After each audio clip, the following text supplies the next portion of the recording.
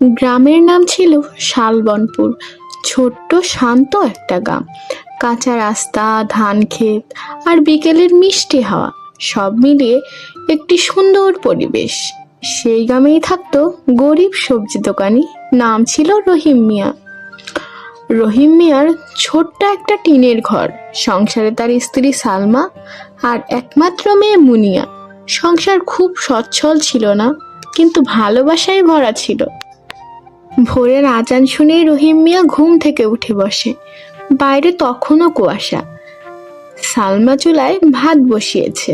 শুনছো, আজ একটু বেশি সবজি আনো, কাল তো প্রায় কিছুই বাকি ছিল না। হ্যাঁ, বাজারে যদি দাম কম পাই তাহলে বেশি আনবো। মুনিয়া বই নিয়ে পড়তে বসে। সে গ্রামের স্কুলে পড়ে।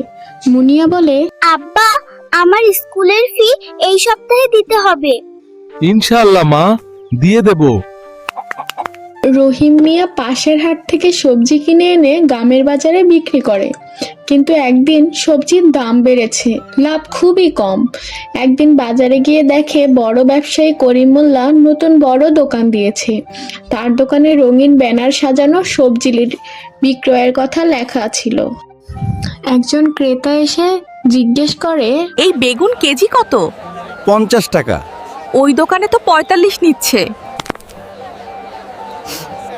হঠাৎ একদিন বিকেলে ঝড় বৃষ্টি শুরু হলো। রহিমের দোকান খোলা আকাশের নিচে, সবজি ভিজে নষ্ট হয়ে গেল।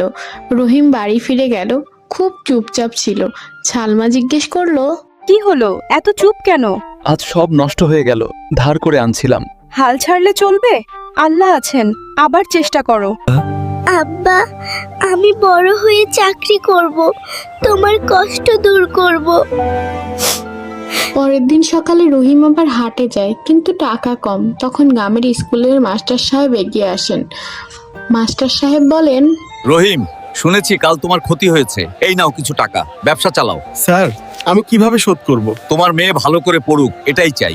ধীরে ধীরে রহিমের ব্যবসা ভালো হয়। মুনিয়া পরীক্ষায় ভালো রেজাল্ট করে। একদিন স্কুলে পুরস্কার বিতরণী অনুষ্ঠানে মুনিয়া প্রথম হয়েছে। মুনিয়া মঞ্চে উঠে বলে, এই পুরস্কার আমি আমার আব্বাকে উৎসর্গ করছি। তিনি কষ্ট করে আমাকে পড়াচ্ছেন। বছর 2 পরে রহিমের ছোট্ট দোকানটি টিনের ঘর থেকে কাঠের ঘরে রূপ নেয়। খুব বড় কিছু নয়, কিন্তু নিজের পরিশ্রমের ফল। সালমা হাসি মুখে বলে, দেখেছো, কষ্ট করলে ফল মেলে। হ্যাঁ, কষ্ট আছে, কিন্তু হাল ছাড়লে চলবে না।